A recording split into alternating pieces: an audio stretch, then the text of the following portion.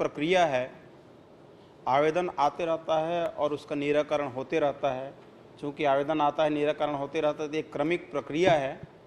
कोई ऐसा प्रकरण नहीं है जो 3 माह या विवादित 6 माह के सीमा से बाहर हो, और सभी का समय सीमा में निराकरण होता है। मंत्री जी, आप वैसे 3 महीना 6 महीना की बात कर रहे हैं, लेकिन मैं जानना चाह रहा हूँ 21-22 में सीमांकन का 40 प्रकरण लंबित है और 21-22 में नवीनीकरण का 7 प्रकरण है। इसी प्रकार 22-23 में 25 और 20 प्रकरण लंबित है। उसके बाद भी बोलते हैं कि आप कोई लंबित नहीं है।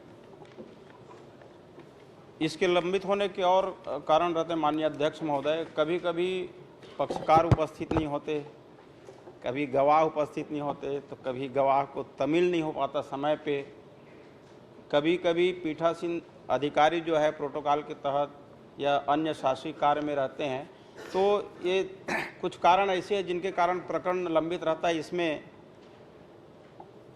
पीठासीन अधिकारी या तहसील कार्यालय को दोषी नहीं मान सकते, इसमें पक्षकार का भी समय पर उपस्थित न होना रहता है। इनके कारण प्रकरण जो है लंबित रहते हैं। मंत्री जी, इस प्रकार के जब आप 3-3 सालों से लंबित है, उसके बावजूद भी बोल रहे हैं आपके ये अधिकारी के कारण से या किसी विवादित कारण 3-3 साल से प्रकरण लंबित रहना बड़ा चिंताजनक है।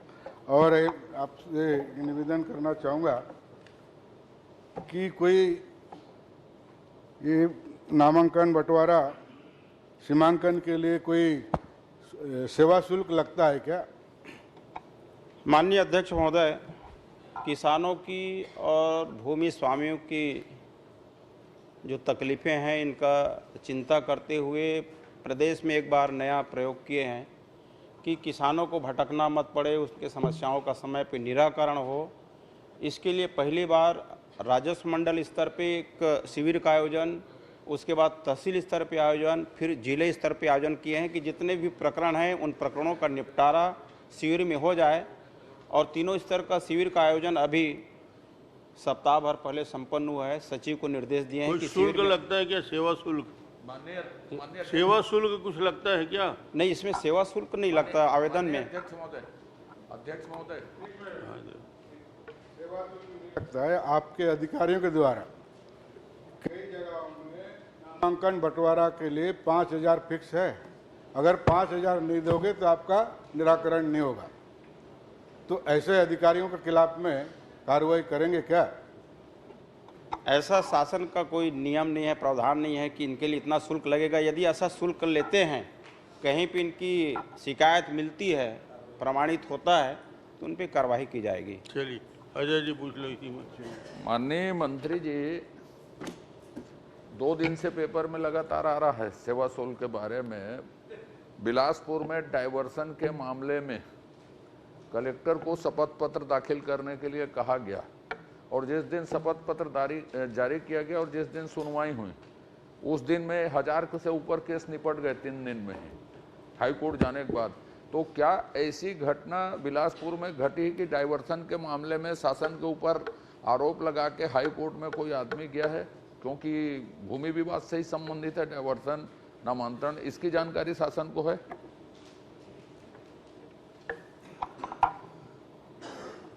यदि पीड़ित पक्षकार यदि इस तरह का कदम उठाएंगे तो उसमें जांच कराएंगे और कार्रवाई। मैं तो पूछ रहा हूँ, हाई कोर्ट गए हैं, इसकी जानकारी शासन को है क्या? शासन के खिलाफ कलेक्टर को शपथ पत्र दाखिल करने के लिए कहा गया, तो ये मालूम सेवा शुल्क लिया जाता है इस आरोप के साथ कोई आदमी हाई कोर्ट गया है, इसकी जानकारी है कि नहीं है? हाँ नहीं बता दीजिए, है कि नहीं? हाँ नहीं बोल दीजिए। पेपर के माध्यम से जानकारी में विभाग के लोग बैठे, विभाग के हिसाब से। चलिए ठीक है, पेपर से जानकारी मिली। पेपर से मुझे भी जानकारी मान्य ही बता रहे हो अध्यक्ष महोदय। चलिए धर्म जी।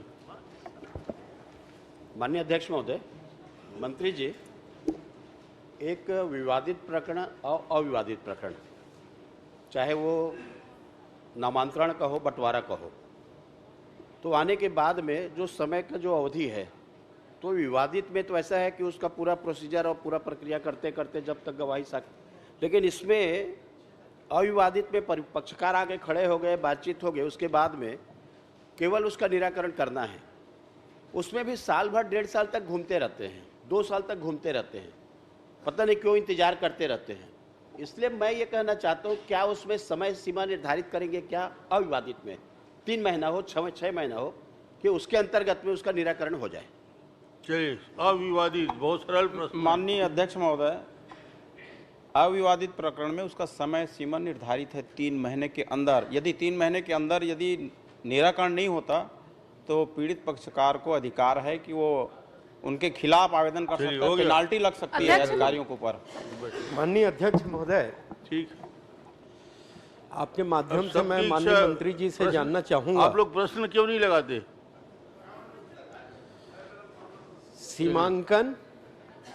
सीमांकन और डायवर्सन में बाद में जो आवेदन करते हैं उनको पहले कर दिया जाता है, और पहले से जो आवेदन लंबित है उसको नहीं किया जाता।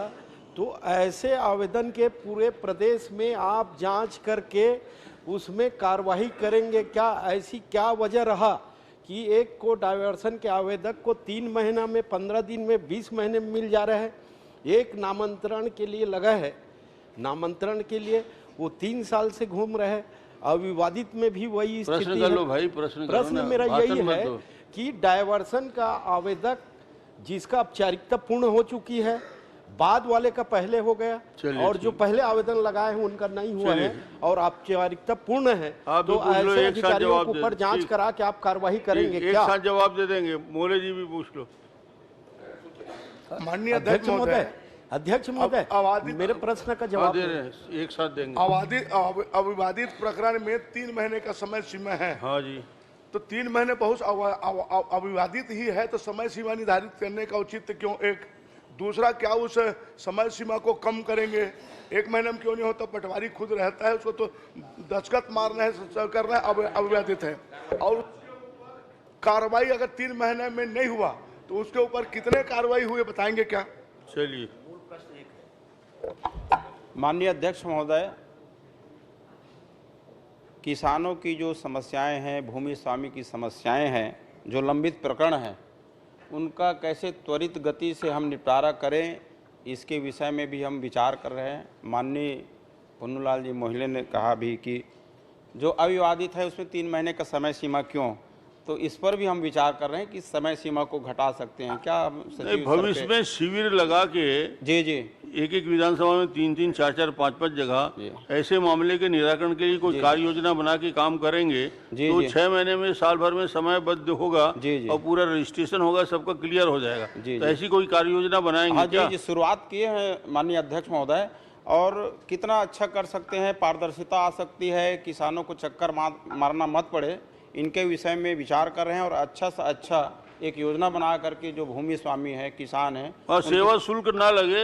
जी प्रश्नकर्ता का मूल प्रश्न यही है। जी अध्यक्ष महोदय, इसी में मेरा भी क्वेश्चन लगा है। नेता जी, 1 मिनट, नेता जी पूछेंगे। सर, अक्सर माननीय मंत्री जी को ये मैं बताना चाहूँगा कि प्रदेश में जितने भी पटवारी और राजस्व निरीक्षक हैं, सेवा शुल्क का नाम बदल करके शिष्टाचार शुल्क उन्होंने बना लिया है। जब तक आप शिष्टाचार का शुल्क वहाँ नहीं अदा करेंगे तब तक नहीं होता। तो सेवा शुल्क तो है ही नहीं, शिष्टाचार शुल्क को देना पड़ता है। हमको भी देना पड़ता है, आपको भी देना पड़ सकता है सर। चलिए, समाप्त करेंगे क्या?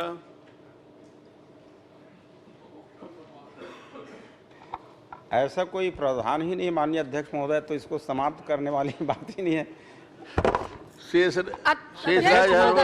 मेरे प्रश्न का जवाब नहीं है। इसी में मेरा भी क्वेश्चन लगा हुआ है अध्यक्ष। मैं आएगा ना, क्वेश्चन आएगा तो बताएंगे। अरे नंबर बहुत दूर में नहीं आएगा, इसलिए मैं पूछना चाहती हूँ।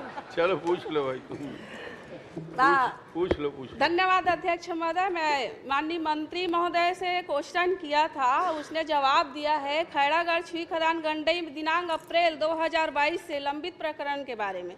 तो माननीय मंत्री महोदय जी ने जवाब दिया है, नामांतरण में 162 लंबित है, सीमांकन में 90 है, डायवर्सन में 25 है, बंडांकन में 9 है, फौती में 6 है, नया पुस्तिका में 105 है और खाता बंटवारा में 122, टोटल 519 प्रकरण लंबित है।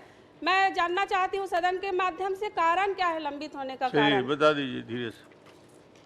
माननीय अध्यक्ष महोदय, कारण मैं पहले ही बताया था कि लंबित होने के 4-5 कारण हैं कि कभी कभी पक्षकार उपस्थित नहीं हो पाते, कभी गवाह उपस्थित नहीं हो पाते, कभी गवाह को तमिल नहीं हो पाता, कभी पीठासीन अधिकारी अन्य काम में व्यस्त थे। ऐसी कुछ वजह है जिनके कारण जो है समय सीमा में नहीं हो पाता।